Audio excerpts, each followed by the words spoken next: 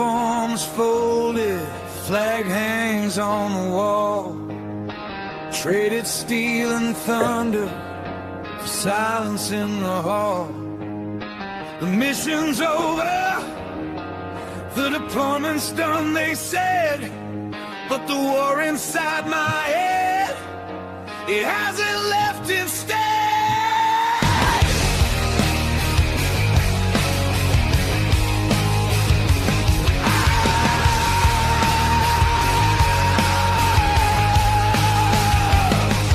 Got the handshake, the thank you, the ticket back home.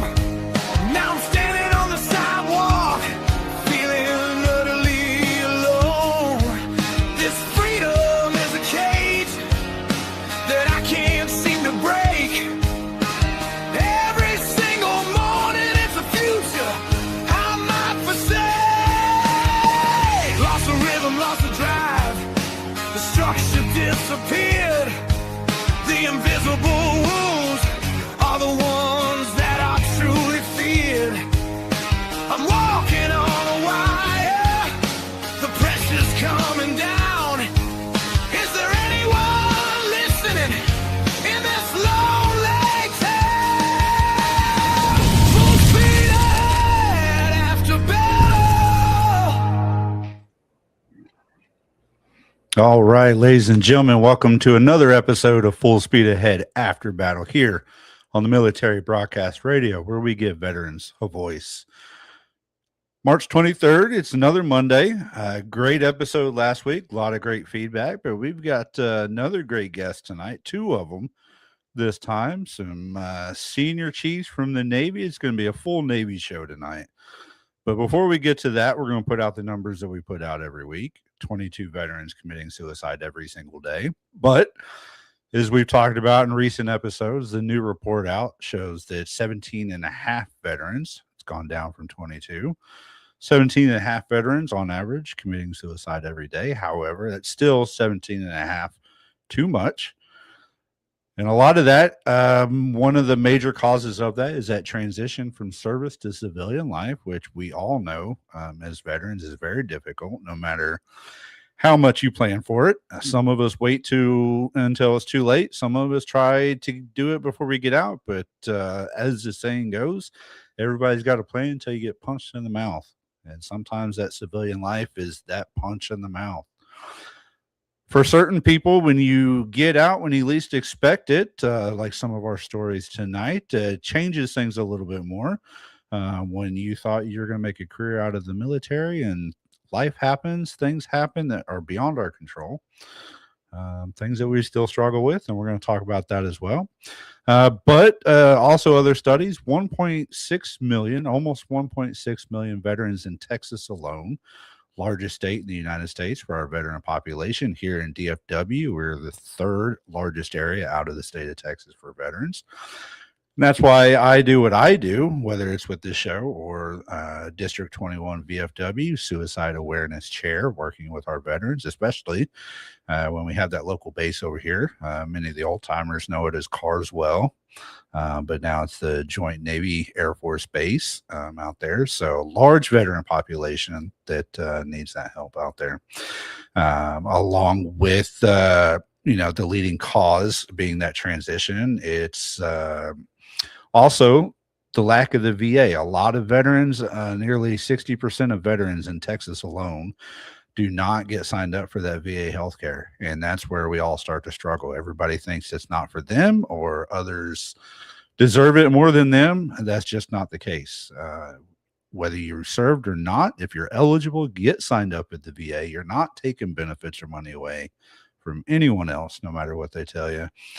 Some people heard horror stories about the VA. While some of that is true, there are some good ones out there, and especially now that they are sending you out to community partners for your CMP exams or just medical visits alone.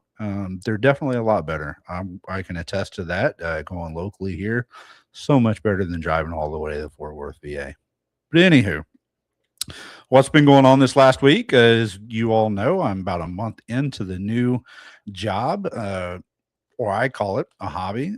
It's something that's more passionate to me, working with these animals at the county shelter under the Wise County Sheriff's Department. This week, we held our auction for our livestock that we had. A couple of horses and a goat that we auctioned off. Funny thing about those horses, trying to load them up on Sunday on the lady's trailer that purchased them. Not a fun time. 2 horses, really skittish, did not want to play well with the people. Turns out, if anybody knows anything about horses and how that goes, but the particular mare had a freeze brand from the BLM, which is the Bureau of Land Management here in Texas and across the nation. But that means that mare was actually a Mustang coming off of the state property. And so that is why she did not want to work very well with us. But she also had a colt with her, very protective of that. So definitely an interesting time with that. Along with that, I had a good conversation with a good mentor of mine that's in this area I've known for many years now. And it kind of reminded me that the military is not just the only place for Blue Falcons. They reside in the civilian life as well. And so just talking to him about a few things going on, and he definitely talked me down off that ledge, and I appreciate that. That's why, I tell y'all every week, reach out to people. You're not doing this alone. Sometimes it's talking with that person that's been there and done that before. They can kind of set the perspective straight for you. So you don't have to deal with those issues alone. But other than that, not a whole lot going on this week. The new job has got me working a lot every day, putting together a new volunteer program there at the shelter. Had an orientation last week with several volunteer guests that want to come in and help the shelter out, which, if you know anything about county shelters, we heavily rely on our volunteers and donations. And so building that program just for the volunteers has been a huge success so far. Now also working on putting together a veteran volunteer program, something that we can get some veterans out there to work with our animals, as well as throwing in some coaching and mental health coaching, things like that. That way it both benefits our animals and our veterans in the local area. If you know anything about our county or area, while we have some veteran groups, we're heavily lacking in that area. So I kind of taken it on as a personal mission of mine to help veterans in Wise County, just because I think they need it. We all need it, but yeah, so that's what we're working on that way. Coming up next month, I've been talking about this, April 18th, Battle Buddy Throwdown at Post 8235. It's a cornhole tournament. All funds raised are going to the Fort Worth chapter of the Irreverent Warriors. They'll be there, as well as a local doctor in his clinic. They'll be giving pressure point massages free of charge to anybody coming. MBR will be there with their table, their diet-tired shirts. Proceeds are going towards veterans. We'll also have band, Last Call out there, a veteran band coming out. So make sure you stop by. You can find us on eventbrite.com at Battle Buddy Throwdown Cornhole Tournament. Come on, check us out, April 18th at 8235. Other than that, I know we're going to have a great discussion tonight. Like I said, it's going to be a full Navy show. So why don't we go ahead and bring our guests on? We're going to introduce them. We've got Leah and Geoff. Should probably figure that out before the show, right, Senior? But we'll get to that. But these guys, they've got they come together. They got a similar story, and it's something a little surprising that I think most people never thought that they would hear out of senior leadership in the enlisted ranks. But they're here to share their stories, helping others out. And so we're going to go to our interview of the week. The interview of the week is brought to you by Jersey Mike's, a sub above. Seniors, welcome to the show. Full speed ahead. How y'all doing? Doing great. Doing good. You got one senior chief and you got a master chief here too. Well, No, I wasn't going to go there. It's fine. I was going to say we got a bubblehead, but Yeah. You're right. I messed that up. I got stuck on the senior part and then I skipped over the chief of the boat thing. I'm like, it'd be all right. No. I retired with the high 3 system, and I think I was only a master chief for 2 years, so I'm 2/3, Yeah. I guess. So Yeah. you got Oh, only. all work. Don't take that from yourself, bro. Only. Only. Well, welcome tonight. Leah, we're talking again. We've talked before on Eva's show a little bit about your story tonight, but I'm glad to have you back and share your story again on my show. We focus on the transition, and I think you both have a unique perspective on the transition because, Leah, I know for sure you were not ready to get out, and so things were a little bit more difficult for you. And so why don't we just jump right into it? And Leah, I'll let you start it off. Introduce yourself and who you are, where you're from, all that good stuff. Thanks, Josh. Yeah, I am from upstate New York, cold area up there in the Albany area, and joined the Navy when I was 21. A little bit later, and really was excited about leaving New York. That was part of the gig of wanting to do that. And then when I found out that the Navy had photographers, I was all in on that. So really cool experience getting to be a photographer. And I did have a really amazing, exciting career. And I did plan on going a lot longer.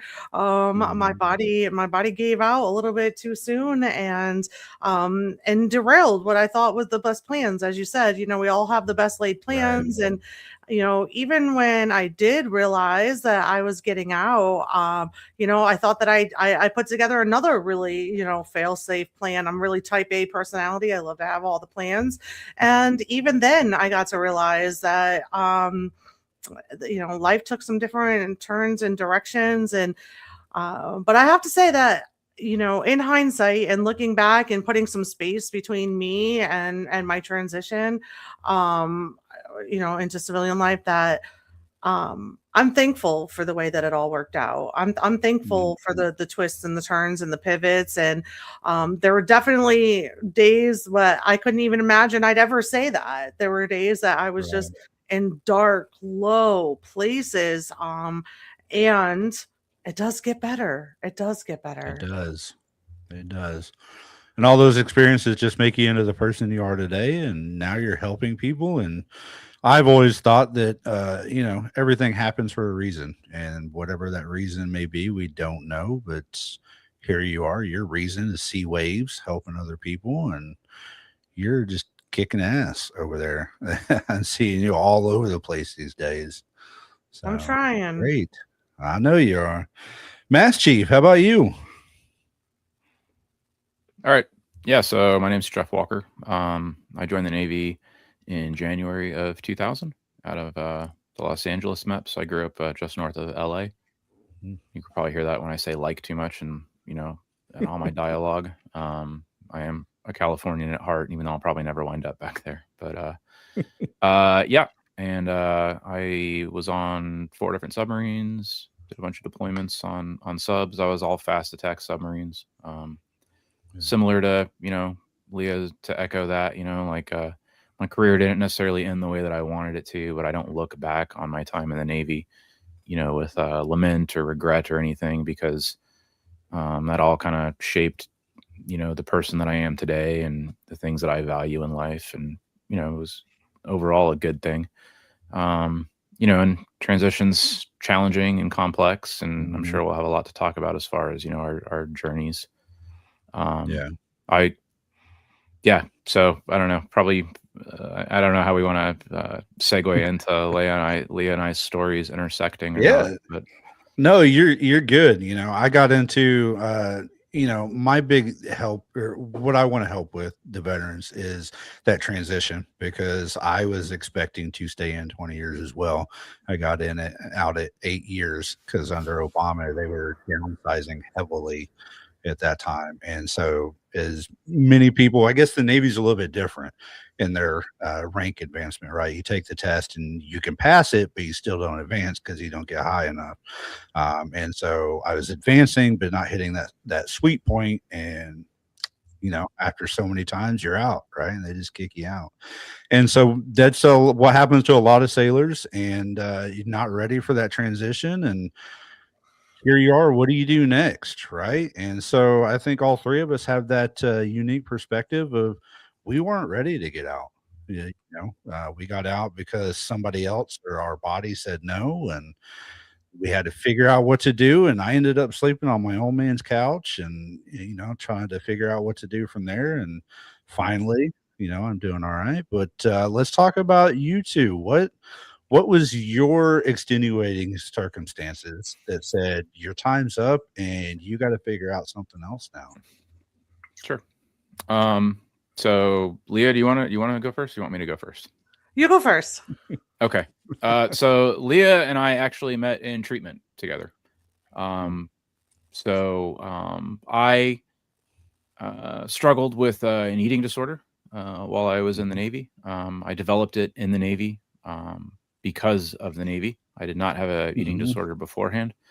Specifically, my drug of choice was bulimia nervosa. It sort of started out as a means of sort of an augmentation to the workout stuff. I just, as I got more senior and came up for making chief and stuff, I desperately did not want to have that, black eye on my record. So I started kind of doing those behaviors, and it just sort of manifested into something significantly more than just a means of like controlling weight. So I fought with that for about 10 years. Kept it hidden, as most people that struggle with eating disorders are very good at hiding it. I was on my COB tour, chief of the boat, which is effectively like a first sergeant or a command master chief on a submarine, senior enlisted, advisor to the captain. I was about 2 years into my COB tour, and I realized that I was not in control of this, monster that was on my back, and that it was just making me, I was not the best version of myself for my family, for my crew, for my sailors, for myself. So I raised my hand and I said, hey, I'm struggling with something and I don't know how to get a hold of it. Fortunately, I don't know. I think some of it, and there's probably barriers that might exist for sailors that are, of a more junior rank. I was taken pretty seriously when I came forward and said it. The embedded mental health guy that we had at the squadron there in Pearl Harbor, wonderful, wonderful guy. His name's Matt Raridan. He's Doc as I always knew him.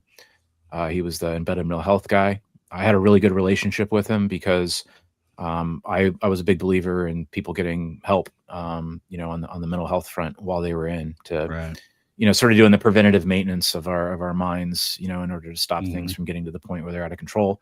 As it turns out, I was pretty terrible at following my own advice.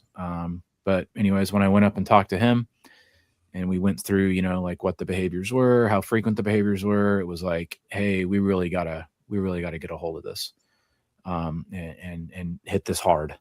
Because this is going to kill you. So I was lucky and fortunate enough to find a treatment center that took male patients.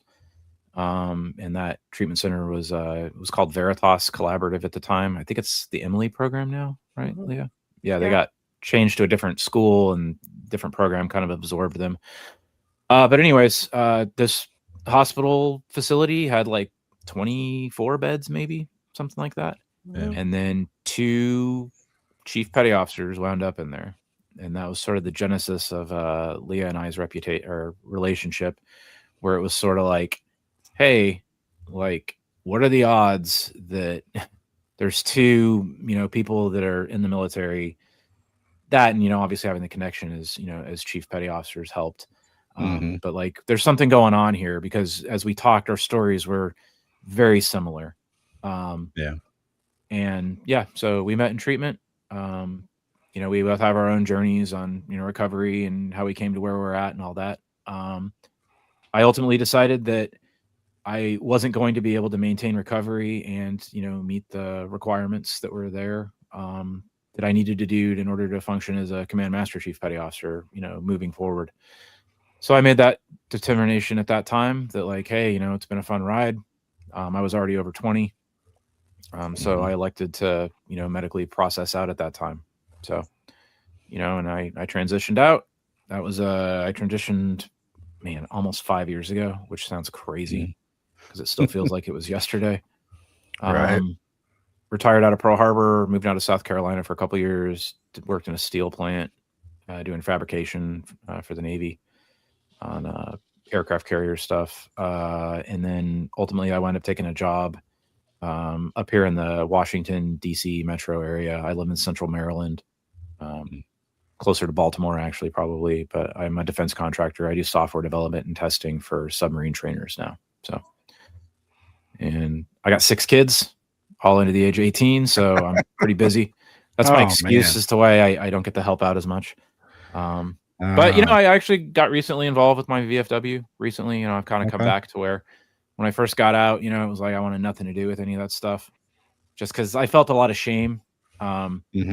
It's stupid that, like, you know, when you're over 20 years old, you know, or over 20 years in and you're a master chief and you feel like you failed, right, you know, or that like you've let people down or something. And it took me a long time to get to the point where I'm sort of like, man, I don't know anybody a goddamn thing, you know. Right. I did the hard thing. I did well at it. Ultimately, you know, I had some stuff that I needed to get fixed on the medical side, but you know, I don't, like I said, I don't look back on any of it with anger. So, but yeah. No, absolutely. Living life, man. So you remind me of my grandpa. I guess what, every time you came in port, that's when you had another child, right? Every 9 months or so. I joke that, like, I just have to wink at my wife and a kid will pop out of her. So this must be those submarine thing, right? I'm actually split on the boy girl thing. So that used to be the thing. I think there's some sort of like data out there that like something with the CO2 levels, or I don't know, that like submariners have a higher likelihood of having girls. Like there's a lot of like submariners that are like, how many kids you got? Oh, I got 3 girls. You know, so I got an even split though. I'm all right. Yeah, but I'm glad that you mentioned the fact that, you know, it took you a while to figure it out, that you feel bad because, you know, the way you got out, but then in the end, it's, you know, you did 20 plus years, you did your job, you did more than what most people would ever dream of doing.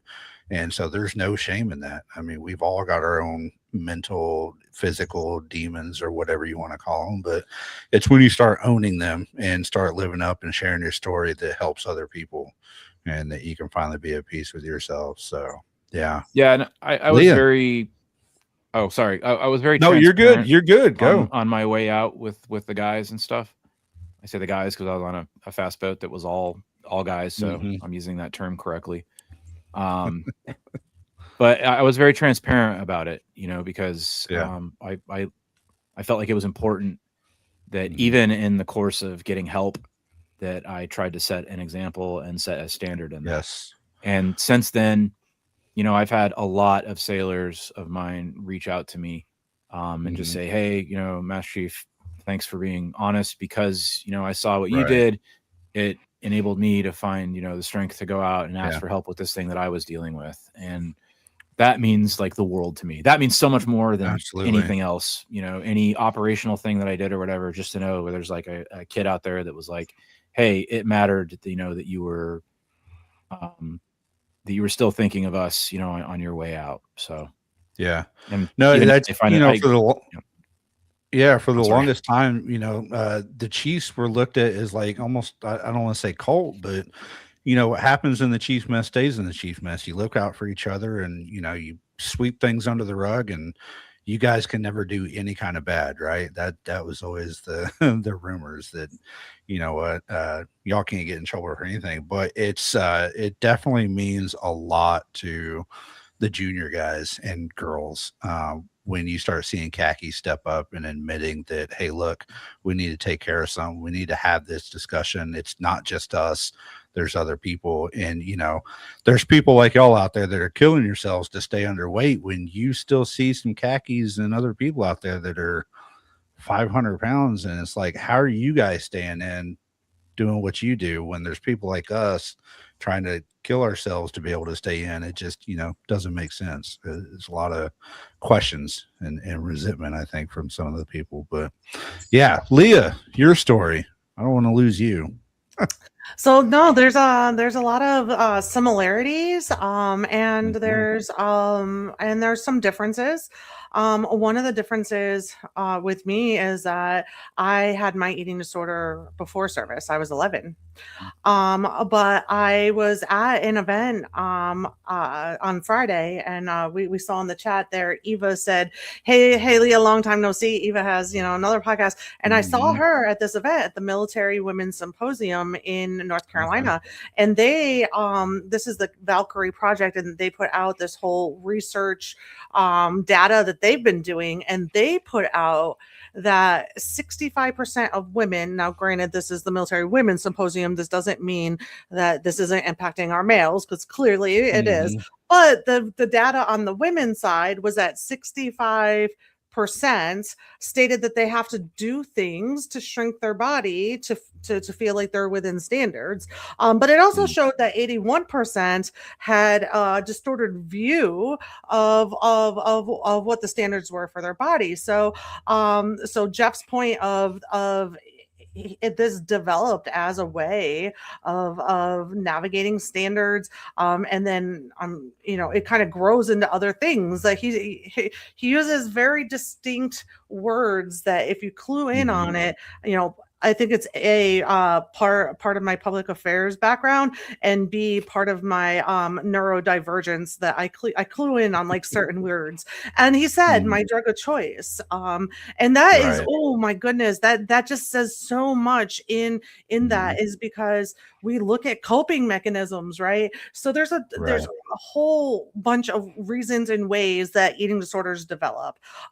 One huge indicator, the main indicator that they see, is intentional weight loss. Dieting is the main indicator of developing an eating disorder. And so then you start doing these things, they become coping mechanisms, right? The military says zero drug policy. True. Great. Next. Then we say, hey, we teach people how to not misuse alcohol. Okay. Now, I mean, whether that works or not in the Navy, probably a completely different conversation than maybe some of the other branches. Yeah. And then next, moving on, what's not illegal? Right? Like, what can you control, whether you're on a ship or a submarine or in deployment, or you can control food. And by the way, when one of the impacts of using this as a control also helps you remain within standards, now this glamorizes it even more. And so, like you said, are there some chiefs that are protected or that are not having to meet standards? Sure. Are those the ones that we probably talk about a lot? Sure. I don't think that that's the majority whatsoever. And a lot of us, especially the people that took that role and advancement very seriously, that almost made me worse in my eating disorder, because I had so much respect for the anchors and the uniform and setting the tone and setting the role. So not only did I want to just not fail, right, and as just said, have that black eye in my record or on myself, or be considered that, I also wanted to be the smallest version of myself, because to me, that was the most professional. That was the best. That's what made the khakis look the best. So it wasn't even just pass or fail. It was, if I'm going to step on that scale in front of junior sailors, peers, my boss is walking by, that goes in my, that's going to be the lowest number that I can make it, because it's going to get written down and put in my record. So that was a whole tangent to say, the difference was I had my eating disorder earlier on in life. I thought that I was better from it when I joined. And then for all the reasons that we just talked about, it just kind of wasn't something I could leave in my past. And so for me, it was a combination of anorexia and purging. That's now we now have a diagnosis for that. In the beginning of my career, we didn't. That's called OSFED. It falls under OSFED. And this is other than specified, not otherwise specified eating disorder. Basically, what that means is that I didn't completely qualify for anorexia because there's a weight requirement for that. Less than 6% of people with an eating disorder fall into the underweight category, but for that diagnosis, you do. And I didn't qualify for a bulimia diagnosis because I had never experienced binge episodes. And so I didn't qualify for that. So for a long time, there really wasn't even an eating disorder diagnosis in the diagnostic criteria for me. And so it kind of came to that same thing as with Geoff, of just, I pushed as hard as I could, as long as I could, as far as I could, until my mind and my body said, like, danger, danger, danger. I ignored that car maintenance light that we see. I ignored that for a really long time for all the other reasons. Another difference between me and Geoff, and actually Geoff's transparency and bravery had a big impact on me working through this, but I really, really struggled to tell my team anything. And so when I left my ship to go to treatment, nobody knew what the reason was. I lied, denied, cried, distracted, all the things. There's just so much shame, and thinking that I could handle it on my own, and I didn't want to have to explain it, and I didn't want to have to say it out loud, all the way up into I even founded my organization. I truly wanted to be able to found this organization and not be the face of it and not have to admit my own eating disorder. It's taken a lot of uncomfortable moments and growth, and Geoff being so open and transparent, even on social media, because you got to think I have a public affairs background, so I was really trained to put personal stuff on social media, right? And, all those things I'm extra, or was now. Yeah. And seeing his example of, no, if this causes just one more person to talk about it, or one more person to seek help, or one more leader to be able to recognize it in their person, or a family member to be able to recognize it in their person, like eating disorders thrive in the dark. They grow like that, like mold, right? Like in the dark. And so that's really why we say, like, shining a light on it. We're like shining a light so that people can learn about it, educate about it, so it doesn't grow like that. And to just kind of expose something that a lot of people have been commenting lately on different things of, my gosh, this has been held in secretiveness for so many decades. So seeing him on my first day of treatment, he was there before I was, and he called me sis, and I knew that he knew that I knew that he knew that we were in the Chief's mess, and I was like, oh my god, a secret code y'all got. We had a little code. We did the handshake. But it was important because I felt like I just felt like so alone. I didn't belong. I felt like nobody there spoke like the military language or the Navy language, or, like you said, our own little code language. So to have somebody there, and then it kind of already confirmed what I was already sort of knowing through my leadership of, I could recognize eating disorders in other people. I mean, I'm no doctor, so I don't diagnose anybody, but I was recognizing these behaviors because I came in with this diagnosis, right? And so seeing two of us active duty, actually from the same base even, there was like, okay, there's more. And that's what led me after discharge to start doing more research, to then think about, and also my, journey to getting treatment was much more difficult. And so my process, my thought was, if me as a senior chief had difficulty accessing life-saving resources, then who else? Right. So, Geoff, what made it so easy for you to come out and say it before you left? Unlike, Leah said she had to try and almost hide it from her commander. Was it just more of, I want to be, I want to show set the example? So I think that there was a lot. I mean, the submarine community is a pretty small community. Mhm. So when I got taken off, it wasn't like I walked off the brow and was like, "Hey," I threw up walking across the brow or something, But it was very it was very taboo. For if a Yeah. cob leaves his job, there's only 10 of them or whatever, or a dozen of them on the Right. waterfront at any given time. And those guys all know each other, and it's very Yeah. it was a lot of whispers, is what happened and all Mhm. this stuff. So I kind of wanted to clear the air with it. Okay.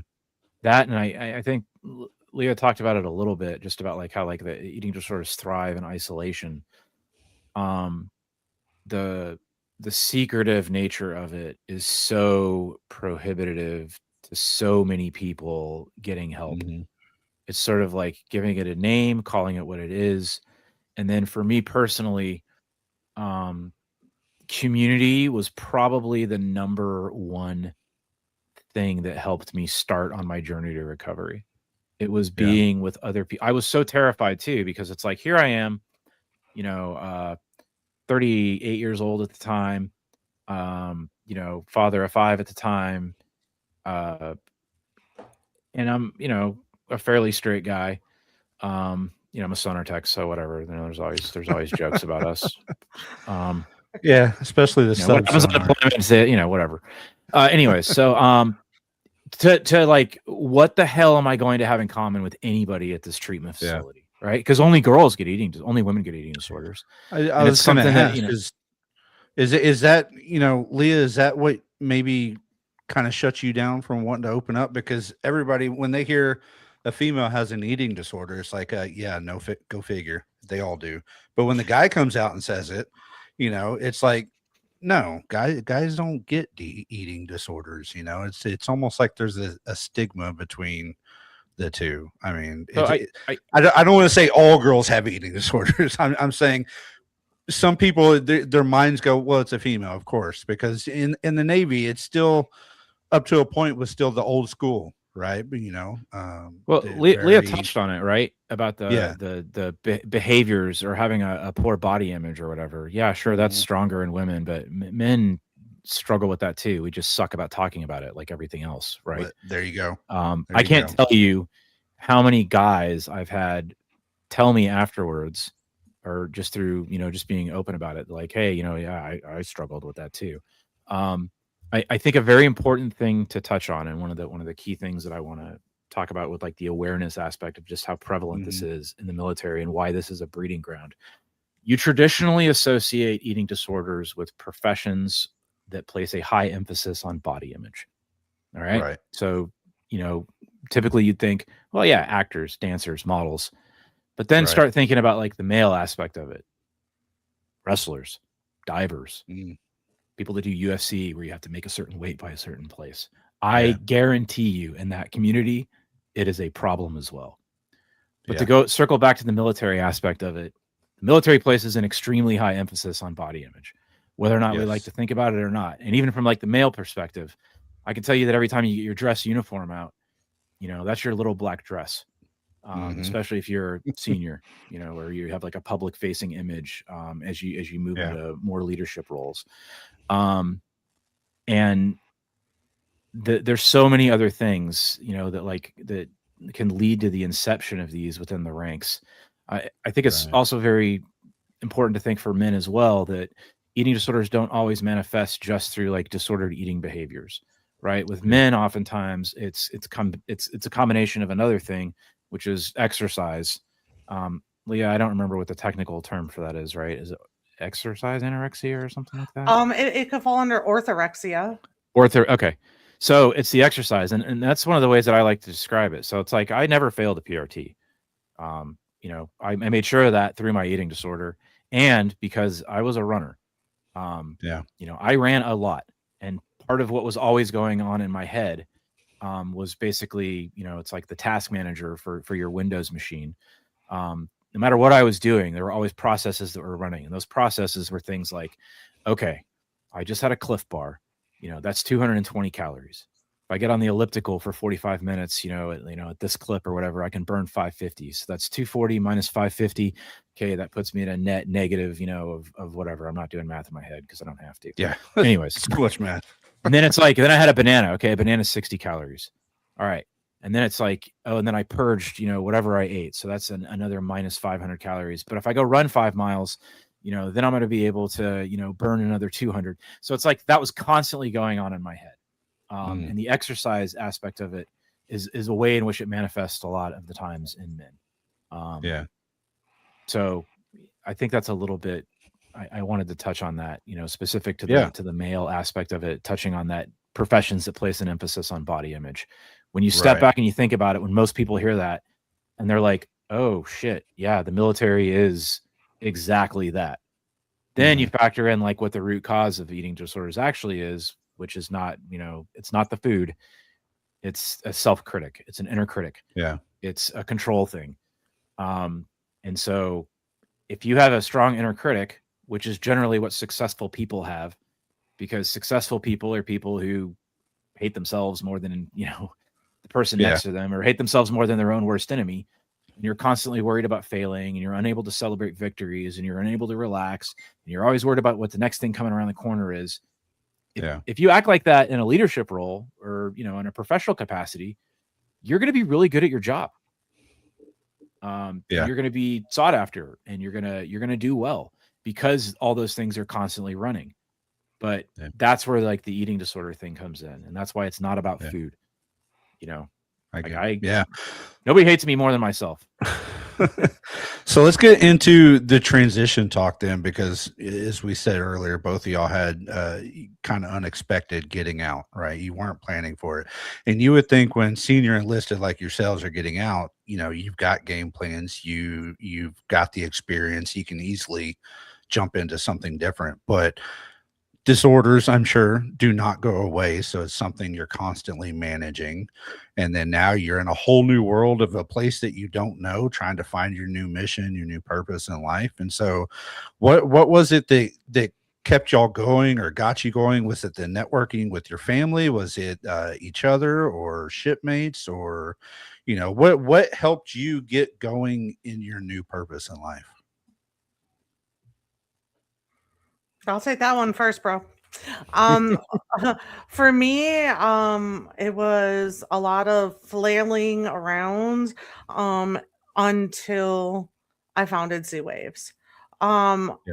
Because what that did for me was it gave me a purpose.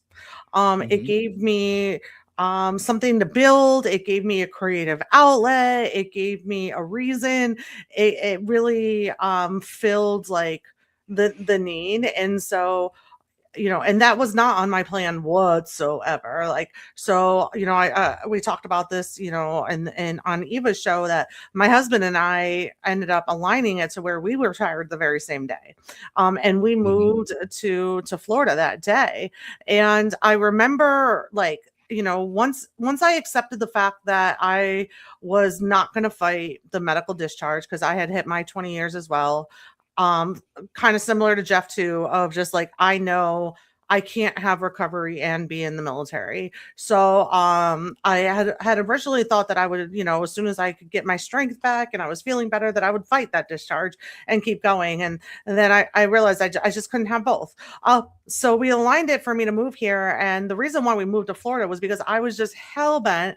I did public affairs, in the Navy, and I was just hell bent that I was going to do public affairs for Disney World. So I live just, 8 minutes from Disney. But I retired during COVID, and they were firing. They certainly were not hiring. And so, I tried a few different things, and, there was a period of time where I literally sat on my couch all day long, staring straight ahead at the TV, and the TV was never on for months. I looked at a blank TV all day long, just staring straight ahead for months. And I just couldn't move or have a purpose or anything. And the idea of even Right. leaving the house or going to an appointment, it was just paralyzing me. I just couldn't do any of it. And so, a few things that led together, and it was actually when I did tell my story on social media, when I kind of came out with everything, and it created that movement of so many people reaching out to me and saying, hey, me too, or that's my sister, or that's my shipmate, or that's my uncle. Mhm. And all the questions kind of led to the same place of, okay, so we just admitted, we have this thing and we want to get better, but like, now what? Like, where do we go? What do we do? Yeah. And the place that Geoff and I met at, they don't even take TRICARE anymore, and there's not the name, the same place, anything. So I didn't have an answer to anybody's now what. So, I just kind of thought about it and I talked to a couple mentors, and I was like, I wish that something like this existed. And of course they gave me the speech of, if not you, then who? When that clicked of, if not me, then who? I just went all in. Again, blame it on my neurospicy brain and a little bit of OCD and, going all in.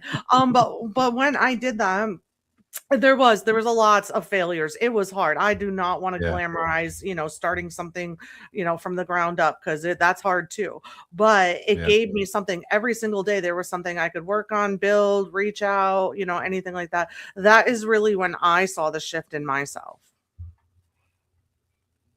Yep. Geoff? I think I was fortunate in some ways that I was able to do a lot of work in treatment towards the tail end of my career that I did not have to do on, post getting out. So I'm not advocating by any means that, find a way to get yourself into treatment before you retire. That's a terrible idea. But no, one of the key things that kind of coincided with my recovery that helped a lot with my transition as well is sort of like a values realignment and rediscovering myself. Right. Because I think it gets worse the longer that you're in. But you tie so much of your self-worth to your professional identity within the military. And that boils down to everything from rank to the medals that you wear on your chest. We're always able to like take one look at somebody else and immediately like ascertain like what their value is. I could look at somebody and I don't see sea service ribbons and I'm like, they're useless. So it's like, you weren't a real Navy then. So you find ways to, incorporate tribalism and stuff. But so anyways, with that values work though, I was able to discover where Master Chief Walker ended and where Geoff was at. And it turns out like Geoff really likes art. Geoff likes skateboarding. Geoff loves his family. Geoff doesn't like lying to his wife. And those are all things that were, misaligned, because of my eating disorder that I wasn't, just sort of like hiding or masking or compensating for things. So I did a lot of that work kind of before getting out. But I think values work, rediscovering who you are. The sooner you can do that in your transition, the better, because the things that are going to bring you joy, because you have the opportunity to do those things now, the sooner you find those things out and disconnect your professional identity from your self-worth in a very drastic way, the better your transition's going to be. Yeah, because you can keep some of those things that you were while you served, but you've got to understand that now that you're out, it's a whole different ballgame, right? You're not waking up and putting on a uniform and doing the same thing every day, 3 meals a day, and now you have the options of what to do. So you've got to find that new passion of yours or that new mission in life and focus on that and what's important to you, what's going to make you happy now, instead of just taking orders all day every day. It's really important too for, I think, senior folks, because the longer that you're in, the more entrenched that you are inside of the system, the more distance it is between your authentic self and who the military made you. Right. So that gets harder, and it's a lot of people too. It's a big culture shock. Is just how little anybody gives a crap about what your rank is. Even if like, it's funny, I joke around. I work with a bunch of guys that are E5s, E4s, E6, and those guys run circles around me at work. Like I joke with them like this is their opportunity to haze a Master Chief, because they're great guys. I love working with them, but like they're smarter than me, and nobody gives a crap about the fact that I was a Master Chief. Right. They give me more Whole shit nother for it ball actually game. than anything. Yeah. So Leah, let's get back to SeaWaves real quick. Let's talk about SeaWaves and how you're out there helping those that need the help now, because everybody's reaching out to you. I know it. Yeah. So, first thing about SeaWaves that's usually surprised people that SeaWaves is a acronym, and that's important because each letter says exactly what we do. So it's support, education, awareness, wellness, advocacy, and validation for eating disorders and suicide prevention. So well, let's just look at the first three. We'll keep it simple there. The support part. So we connect the military community, whether it's active duty, veterans, family members, with whatever eating disorder informed resources they might need. So whether it's a support group, a therapist, a treatment center, anything like that. So we connect them with that level of care. The E is for education, and we developed a program called MEDAL. It's the Military Eating Disorder Awareness and Literacy. This is NADAC accredited, so you get CE credits for it. And we teach this to everywhere from military leadership to clinicians, providers, dietitians, veteran service organizations, et cetera. Just, eating disorder 101 of, what does this look like, especially how does it manifest in the military community? Because, we talked about active duty, we talked about veterans, but let's also mention that spouses and children are 3 times more likely to have an eating disorder than civilian counterparts. So we got the education piece out there, and then we have the awareness of that, shining that light on what this is. And so we have a bunch of different campaigns, or that's why you said you see me all over the place. Is we just want to make it a safe place that we can talk about this, that this is a thing. It's impacting a lot of us, and and then along with the awareness piece, I wanted to have a place where we had the data that's coming forward of how this is impacting our military community, and have a place where we talked about a little bit of my story, other people's stories. And so there's a snapshot of Geoff and everything. And so I wrote a book for awareness, Battle Scars and Body Wars. And that, also is just a place to have, each chapter really starts off with, a story, but then it goes into data, information, and resources. Each chapter ends on with different resources, where to learn more, where you can read another book or a podcast or another organization, and just more tools for the toolbox. So as we go and we grow, because we're only 3 years old, what we're really focused on doing is filling that gap in information, that gap in knowledge, the gap in accessible resources, and be able to, be that place and that safe place where people can ask questions, they can get confidential screenings, they can get connected to care. That's awesome. So I did put that in the comments, and we got it here on the screen. sea-waves.org. That's sea-waves.org. Or you can find it on Amazon, Battle Scars and Body Wars, the book. So make sure y'all go check that out for Leah.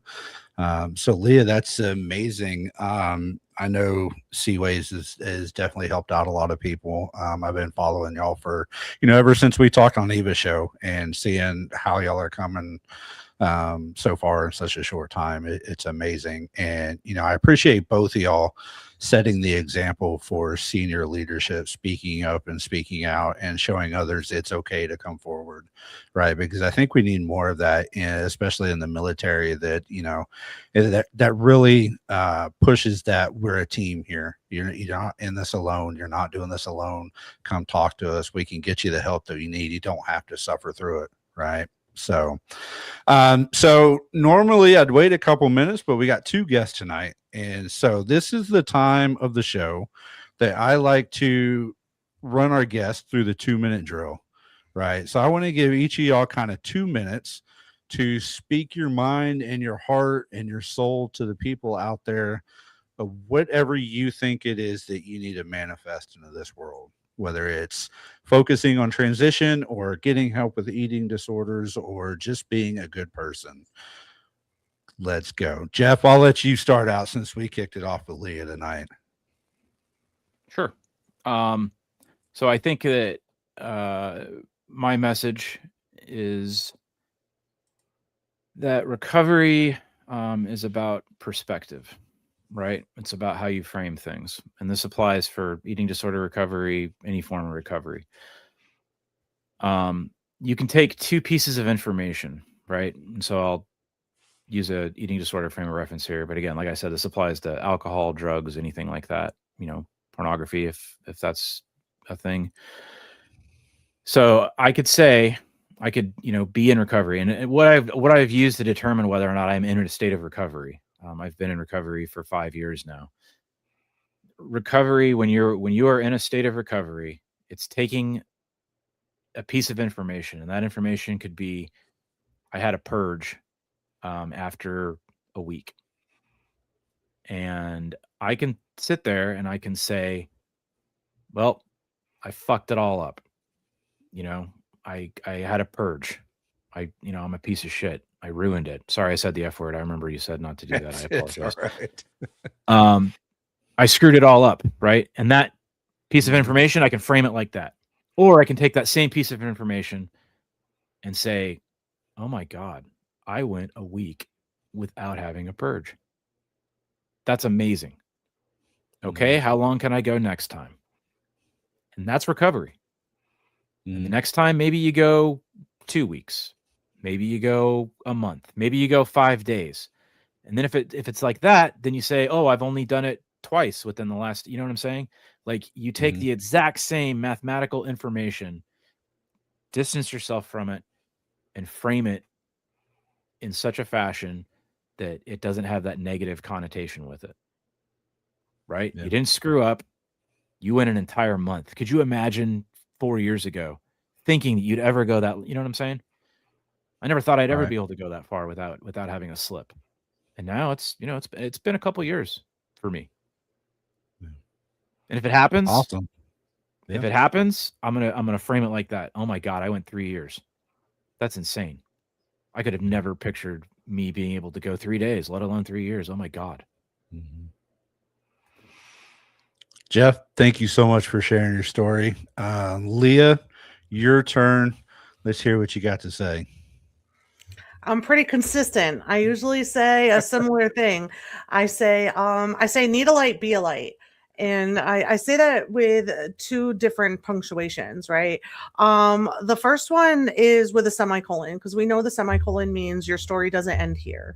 And so if you're in that dark place, if you feel like this is it for you, just remember, you get to turn the page. You get to write the next chapter. You get to decide who's included in the next chapter. You get to write that. And so, if you're still in the dark, it's not the end. It's going to get better, right? And then the second way that we say that is with a question mark. Need a light, question mark, be a light, because we're all going to be in the dark at different points. And so it's just so important that when you have made it to the light, or you even just have a little bit of light to give, to be the person that you needed at that time. If you needed an intrusive leader, if you needed a brother, if you needed a friend, if you needed just whatever it is that you needed, become that person for somebody else, and shine a light for those that are still in the dark. And they really work together, because as we talked about, what was my turning point with SeaWaves was finding a purpose. So while I was working on shining light for other people, when I stopped, I realized I was illuminating my own path. I was giving myself a way forward and purpose too. I wasn't able to frame it that way initially. It was easier to do for others, but it ended up doing that for me too. So yeah, just if you're in the dark, remember, it's not going to be that way forever. If you've made it to the light side of things now, it's your obligation to shine a little light back for those still in the dark. Yeah. Thank you so much, Leah. Well, Leah, Geoff, It's been great having y'all on Full Speed Ahead tonight. Thank you so much for not only coming on and sharing your story, but setting the example for any leader out there, really, right? It's showing your team and the people around you that it's okay to come forward and ask for that help, because like we all said, from day one of boot camp, you're not in this alone. You got your battles next to you the entire way. You still have battles next to you. It looks a little bit different. They're not in uniform now, but they're still there. You got to reach out and ask for the help and just continue to help the people. And recovery doesn't come on day one. You're right. It takes days. It takes weeks. It's a constant battle. And so don't give up. Keep going forward. So thank y'all so much for coming on, and I appreciate you. And I can't wait to have y'all back someday. Thank you. Thanks, Josh. All right. Thanks, Geoff. Thanks. Y'all. Mm-hmm. Bye. All right, y'all. You heard it from Leah and Geoff yourself tonight. Like I just said, recovery is not a success, overnight success. Something you got to battle for years. It's a never-ending battle. But just know that you're not the only one that's going through it. No matter what you think it is, no matter what you think that you're the only person that's ever had this, you're not. Everybody out there somewhere, sometime, somewhere, is probably going through the same thing or has gone through the same thing that you are. And so we're all here to help you out. Even if I'm not going through the same thing you are, reach out, ask for help, because we're all in this together. We serve together. We want to see you be successful after service together, right? And like Geoff said, and part of that transition, you got to reassess who you are. You're no longer that sailor or that Marine or whoever you were in uniform serving day in and day out. While there are still parts of you still there, you're a different person now in the civilian world, and it's okay. You just got to reassess yourself, find out what you're passionate about, find out who the new you is, and find that next step forward. And again, you're not going to find it on day one. It's going to take some work, and a lot of times it's hard work. But there's people out there like Leah, there's people like Geoff, SeaWaves. Go find them. They're willing to work with you. They're willing to help you out. You know, they've been there. They've done that. You don't have to fight it alone. So next week, we got Lori Kendall coming in. She's a mother of some service members, an author, coach, mentor, all those good things. We're going to be coming in sharing her story. So make sure you tune in next week. And we'll have another great show. So again, thanks to Leah and Geoff for coming on tonight.